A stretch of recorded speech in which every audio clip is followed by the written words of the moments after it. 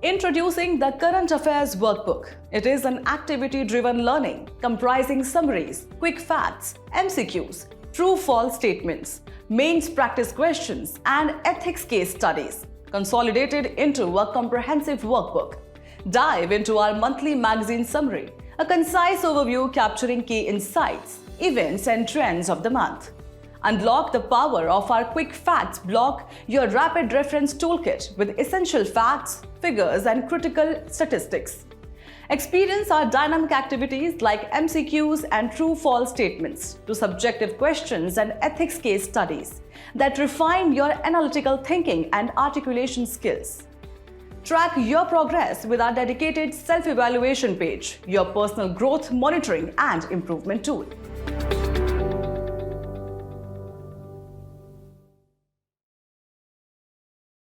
नमस्कार दर्शकों, आप देख रहे हैं न्यूज टुडे, जिसमें हर खबर है जरूरी और हर विश्लेषण है खास। बात करते हैं मुख्य सुर्खियों की। केंद्र ने दूरसंचार संदेशों के विधि सम्मत अवरोधन हेतु प्रक्रियाएं और रक्षोपाय नियम 2024 अधिसूचित किए। संयुक्त राष्ट्र महासभा ने साइबर अपराध के खिलाफ कन्वेंशन को अपनाया। भारतीय रिजर्व बैंक आरबीआई ने भारत में बैंकिंग की प्रवृत्ति और प्रगति पर रिपोर्ट 2023-24 जारी की। आरबीआई ने वित्तीय क्षेत्र में एआई के नैतिक उपयोग पर एक फ्रेमवर्क विकसित करने के लिए एक समिति का गठन किया। चीन ने ब्रह्मपुत्र नदी पर विश्व के सबसे बड़े जल विद्युत बांध को मंजूरी दी। संयुक्त राष्ट्र महासभा ने 2024 से 2034 दशक के लिए स्थलरुद्ध विकासशील देशों हेतु कार्रवाई कार्यक्रम अपनाया। चलिए बुलेटिन की शुरुआत करते हैं और बढ़ते हैं पहली मुख्य खबर की ओर। केंद्र ने दूरसंचार यानी संदेशों के विधि सम्मत अवरोधन हेतु प्रक्रियाएं और रक्षोपाय नियम 2024 अधिसूचित किए। केंद्र ने दूरसंचार अधिनियम 2023 के तहत नए नियम अधिसूचित किए हैं। ये नियम भारतीय टेलीग्राफ नियम 1951 के नियम 419 और 419A को प्रतिस्थापित करेंगे। आइए सबसे पहले मुख्य नियमों पर एक नजर डाल लेते हैं। सबसे पहले है अवरोधन आदेश जारी करने की शक्ति। इसके अंतर्गत सक्षम प्राधिकारी की बात करें तो इसमें केंद्र स्तर पर गृह सचिव और राज्य सरकार के स्तर पर गृह सचिव शामिल हैं। साथ ही अपरिहार्य परिस्थितियों में ऐसा आदेश कानून द्वारा अधिकृत संयुक्त सचिव पद के स्तर या उससे ऊंचे पद के अधिकारी भी जारी कर सकते हैं, तथा अधिकृत एजेंसी के तौर पर इसमें केंद्र सरकार द्वारा अधिकृत की गई अन्य एजेंसी शामिल है। इसी के साथ दूर दराज के क्षेत्रों या परिचालन आवश्यकताओं के मामले में देखें तो केंद्रीय या राज्य स्तर की अधिकृत एजेंसी के प्रमुख या दूसरे वरिष्ठतम अधिकारी आदेश जारी कर सकते हैं। दूसरा नियम है अवरोधन अवधि यानी इंटरसेप्शन ड्यूरेशन। इसके अंतर्गत दिए गए आदेश 60 दिनों के लिए मान्य होंगे, जिन्हें अधिकतम 180 दिनों तक बढ़ाया जा सकता है। तीसरा है अवरोधन से संबंधित दायित्व। इसमें अधिकृत एजेंसियों द्वारा 2 नोडल अधिकारी नियुक्त करने होंगे। ये अधिकारी अवरोधन आदेश को दूर संचार विभाग यानी DOT या दूर संचार सेवा प्रदाता के नोडल अधिकारी को भेजेंगे। और आखिरी है रक्षोपाय। इसके अंतर्गत समीक्षा समिति की बात करें तो कैबिनेट सचिव की अध्यक्षता में केंद्रीय समीक्षा समिति और राज्य समीक्षा समितियां अनुपालन सुनिश्चित करने के लिए हर 2 महीनों में अवरोधन आदेशों की समीक्षा करेंगी। तथा रिकॉर्ड को नष्ट करना।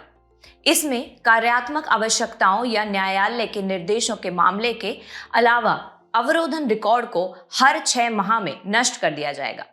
हालांकि इन नियमों से जुड़ी मुख्य चिंताएं भी हैं, जैसे कि अधिक विवेकाधिकार के अनुसार अधिकारियों को अधिक अधिकार दिए गए हैं, लेकिन निगरानी को सीमित रखा गया है, तथा न्यायिक या संसदीय निरीक्षण का अभाव। यह केवल कार्यकारी समीक्षा पर निर्भर है। और अवरोधन प्रणालियों के परीक्षण में छूट। इससे सरकार द्वारा अनियंत्रित निगरानी की संभावना बढ़ सकती है। इसी के साथ आइए अवरोधन की शक्ति पर न्यायिक निर्णय भी जान लेते हैं। सबसे पहले दूरसंचार अधिनियम 2023। सार्वजनिक आपातकाल या जन सुरक्षा के हित में सरकार कुछ आधारों पर संदेशों को अवरोधित कर सकती है। इसके अलावा peoples union for civil liberties यानी PUCL बनाम भारत संघ और अन्यवाद 1996, इसमें सुप्रीम कोर्ट ने कहा कि लोक सुरक्षा का अर्थ खतरे या जोखिम से मुक्त स्थिति या दशा है। जब तक आम जनता के समक्ष इन दोनों में से कोई भी स्थिति मौजूद ना हो तो टेलीफोन टैपिंग का सहारा नहीं लिया जा सकता है। चलिए आखिर में सूचना प्रौद्योगिकी अधिनियम के तहत अवरोधन की अनुमति के आधार जान लेते हैं। सबसे पहले है भारत की संप्रभुता और अखंडता की सुरक्षा करना। दूसरा, राज्य की रक्षा और सुरक्षा करना। इनके अलावा देशों के साथ मैत्रीपूर्ण संबंध बनाए रखना तथा लोक व्यवस्था बनाए रखना और आखिरी में अपराधों की रोकथाम करना। चलिए बढ़ते हैं अगली खबर की ओर। संयुक्त राष्ट्र महासभा ने साइबर अपराध के खिलाफ कन्वेंशन को अपनाया। कन्वेंशन को संयुक्त राष्ट्र के 193 सदस्य देशों ने आम सहमति से अपनाया है।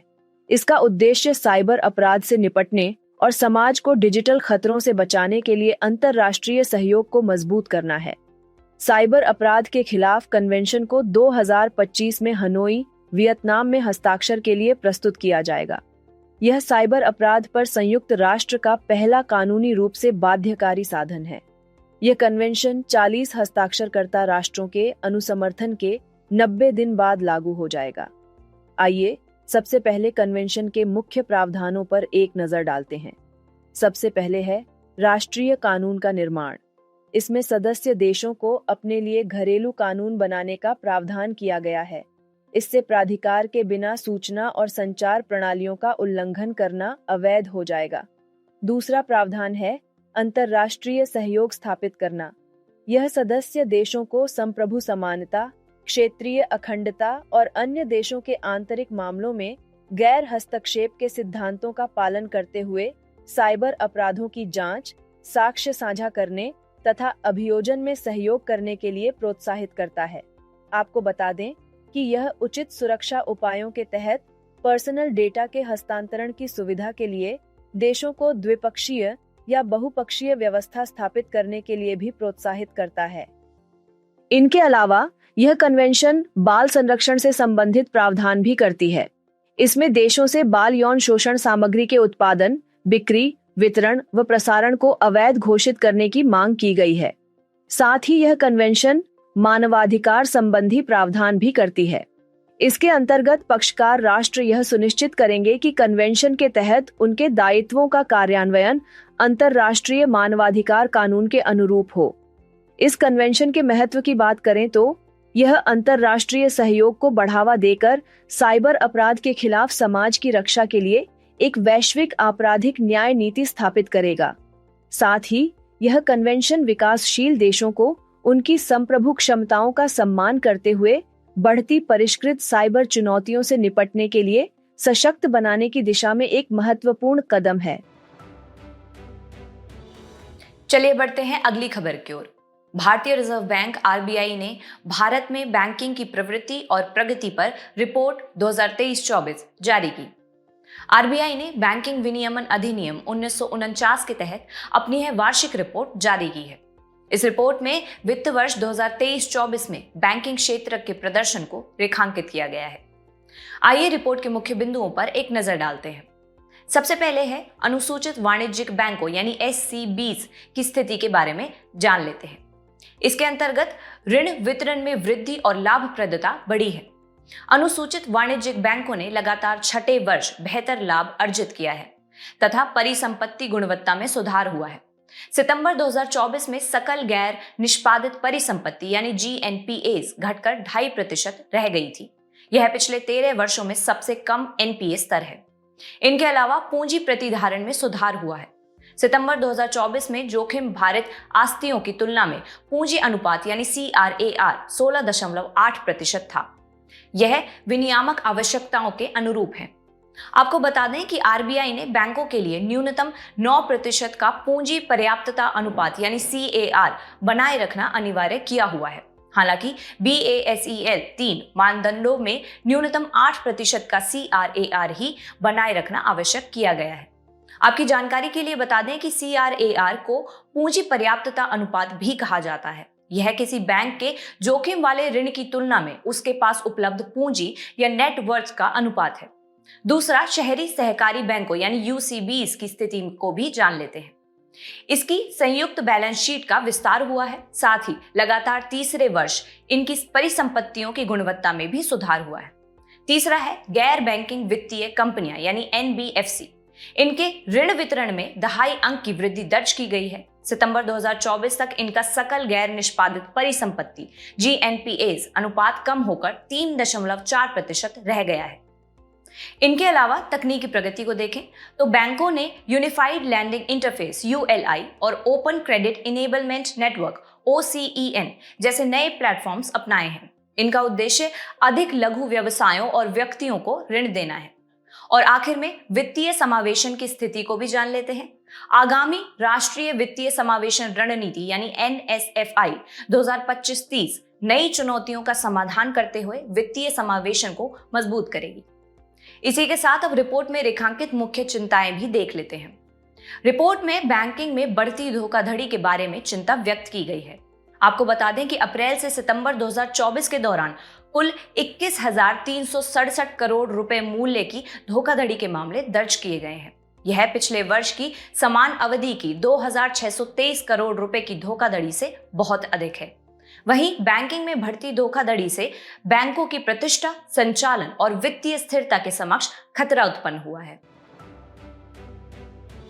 चलिए बढ़ते हैं अगली मुख्य खबर की ओर।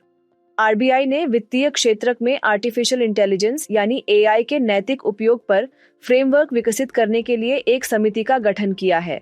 दरअसल RBI ने वित्तीय क्षेत्र में आर्टिफिशियल इंटेलिजेंस की जिम्मेदारी पूर्ण और नैतिक सक्षमता के लिए एक फ्रेमवर्क फ्री AI विकसित करने हेतु 8 सदस्यीय समिति का गठन किया है। इस समिति के अध्यक्ष डॉक्टर पुष्पक भट्टाचार्य हैं। समिति वित्तीय सेवाओं में AI को अपनाने के वर्तमान स्तर का आकलन करने, AI से जुड़े संभावित जोखिमों की पहचान करने आदि के लिए एक फ्रेमवर्क की सिफारिश करेगी। आइए सबसे पहले समझते हैं वित्तीय सेवाओं में AI के लाभ। पहला है परिचालन दक्षता। AI की मदद से दोहराए जाने वाले और समय लेने वाले कार्यों को स्वचालित किया जा सकता है।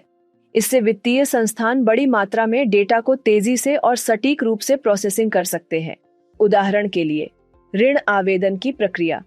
दूसरा लाभ है निर्णय लेने की क्षमता में वृद्धि।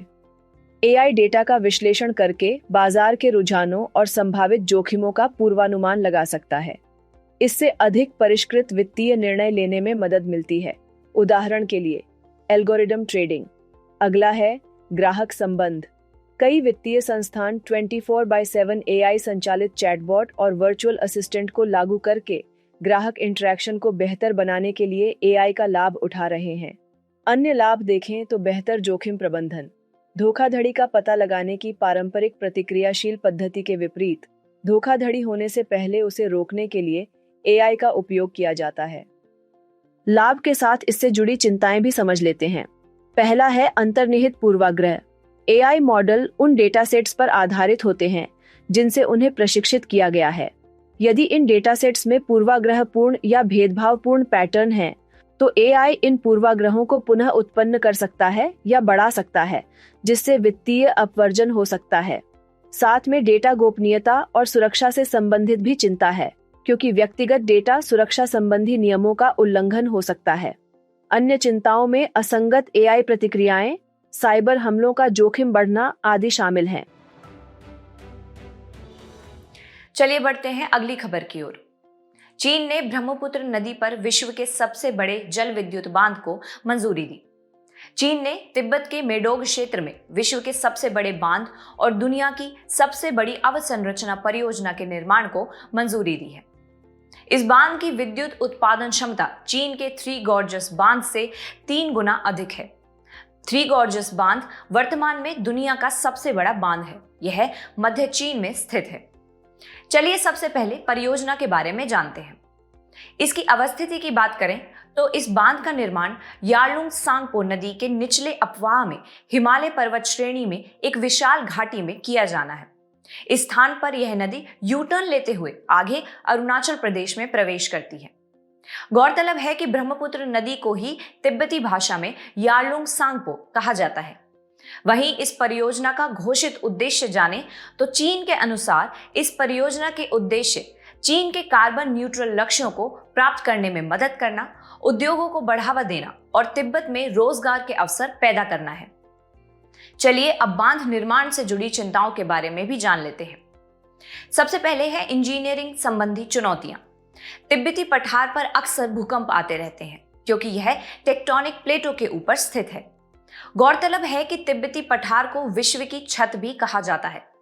दूसरी चुनौती है पर्यावरण पर प्रभाव। इस बांध के निर्माण से स्थानीय पारिस्थितिकी पर नकारात्मक प्रभाव पड़ेगा।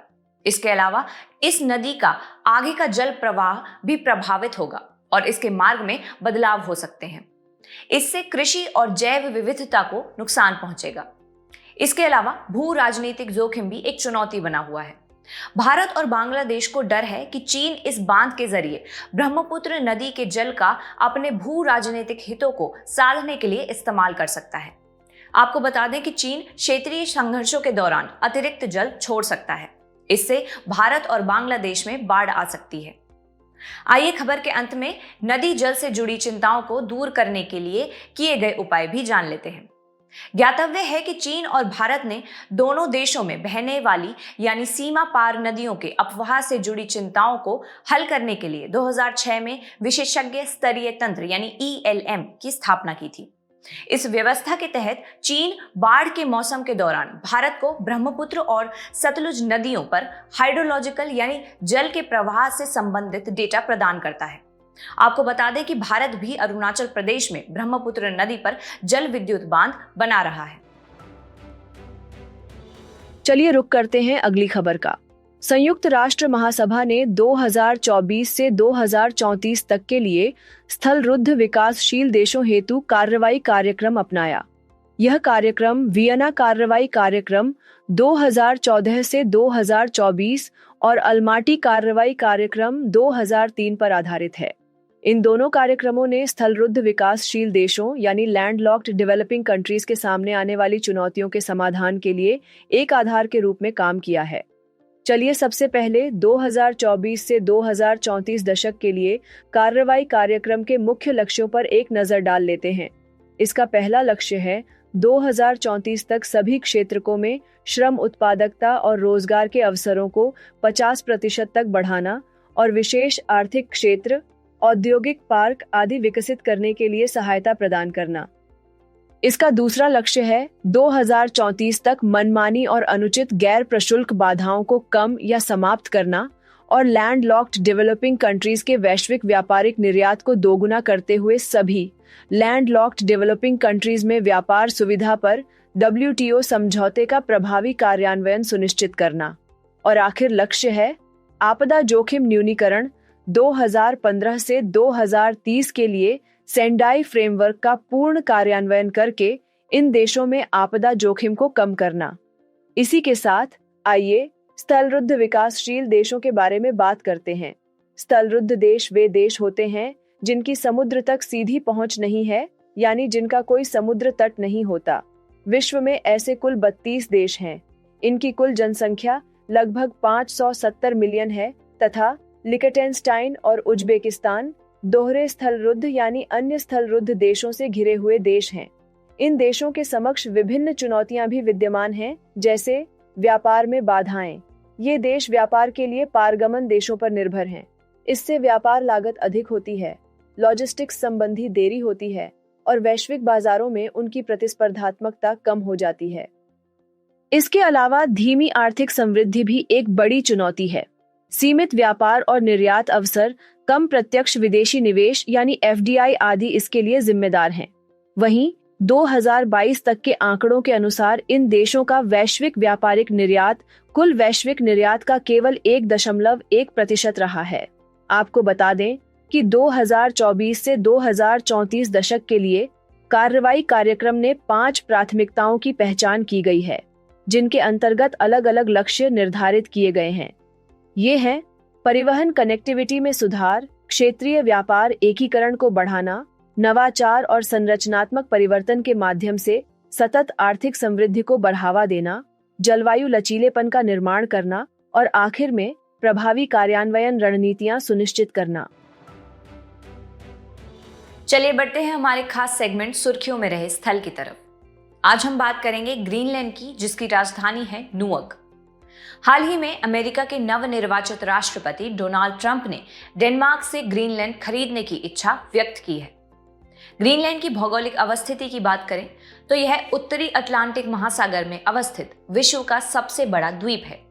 आपको बता दें कि ग्रीनलैंड डेनमार्क का हिस्सा है तथा ग्रीनलैंड का 2/3 हिस्सा उत्तरी अटलांटिक महासागर में आर्कटिक वृत्त के भीतर स्थित है। इसके सीमावर्ती राष्ट्र देखें तो यह कनाडा के एलेसमेरे द्वीप के उत्तर में केवल 16 मील की दूरी पर स्थित एक पृथक द्वीप है। वहीं इसका निकटतम यूरोपीय देश आइसलैंड है। बढ़ते हैं भौगोलिक विशेषताओं की तरफ। ग्रीनलैंड की प्रमुख भौतिक विशेषता इसकी विशाल हिम चादर है। अंटार्कटिका के बाद विश्व में सर्वाधिक हिम चादर ग्रीनलैंड में है। इसकी प्रमुख नदियों में वाटसन, ज़ेकेनबर्ग, अकुलिया, रूसिया, सुर्प, कुआआ आदि शामिल हैं। इसका सबसे ऊंचा पर्वत माउंट गनयोर्नफिएल्ड है। आपको बता दें कि उत्तर पूर्वी ग्रीनलैंड राष्ट्रीय उद्यान दुनिया का सबसे बड़ा राष्ट्रीय उद्यान है। ग्रीनलैंड की खास बात यह है कि यहाँ के वासियों को गर्मियों में 24 घंटे धूप मिलती है। चलिए बुलेटिन के आखिर में बढ़ते हैं आज की संक्षिप्त सुर्खियों की तरफ। हाल ही में डाकघर अधिनियम 2023 के तहत 2 अधीनस्थ विधानों को अधिसूचित किया गया। इनमें डाकघर नियम 2024 और डाकघर विनियम 2024 शामिल हैं। हाल ही में केंद्रीय कार्मिक, लोक शिकायत और पेंशन मंत्रालय ने सुशासन दिवस पर विकसित पंचायत कर्मयोगी पहल शुरू की। आपकी जानकारी के लिए बता दें कि पूर्व प्रधानमंत्री श्री अटल बिहारी वाजपेयी की जयंती के उपलक्ष्य में प्रत्येक वर्ष 25 दिसंबर को सुशासन दिवस मनाया जाता है। हाल ही में राष्ट्रीय वर्षा सिंचित क्षेत्र प्राधिकरण ने वर्षा सिंचित क्षेत्रों पर नीतिगत चर्चा के लिए कार्यशाला आयोजित की थी। वर्षा सिंचित क्षेत्र भारत के कुल बोए गए क्षेत्र का लगभग 51% हिस्सा है। वहीं देश का 40% खाद्य उत्पादन वर्षा सिंचित क्षेत्रों में होता है। विश्व स्वास्थ्य संगठन तथा वैश्विक एंटीबायोटिक अनुसंधान और विकास साझेदारी ने निम्न एवं मध्यम आय वाले देशों में एंटीबायोटिक की कमी को दूर करने के लिए नीति व विनियामक उपायों पर संयुक्त रिपोर्ट जारी की है। पटना स्थित कैंसर अनुसंधान केंद्र ने बिहार के 11 जिलों में चावल और गेहूं जैसे मुख्य अनाजों में आर्सेनिक का उच्च स्तर पाया है। भूजल में आर्सेनिक की उच्च मात्रा की वजह से अनाजों में भी इस धातु का अधिक स्तर पाया गया है। वैज्ञानिक और औद्योगिक अनुसंधान परिषद ने जिज्ञासा कार्यक्रम के तहत वैज्ञानिक योग्यता मूल्यांकन अभ्यास का आयोजन किया। यह कार्यक्रम केंद्रीय विद्यालय संगठन के सहयोग से शुरू किया गया है। 26 दिसंबर को देश भर में वीर बाल दिवस मनाया गया। यह दिवस वर्ष 2022 से हर साल 26 दिसंबर को मनाया जा रहा है। वीर बाल दिवस 10वें सिख गुरु गोबिंद सिंह जी के छोटे पुत्रों को श्रद्धांजलि देकर मनाया जाता है। अमेरिका के नवनिर्वाचित राष्ट्रपति डोनाल्ड ट्रंप ने पनामा नहर पर अमेरिकी नियंत्रण फिर से लागू करने की धमकी दी। यह 82 किलोमीटर लंबा कृत्रिम जलमार्ग है। आपको बता दें कि पनामा नहर अटलांटिक महासागर को प्रशांत महासागर से तथा उत्तरी अमेरिका को दक्षिण अमेरिका से जोड़ती है। जाने से पहले आपकी समझ की परीक्षा के लिए डालते हैं एक नजर हमारे स्पेशल सेगमेंट प्रश्नोत्तरी पर।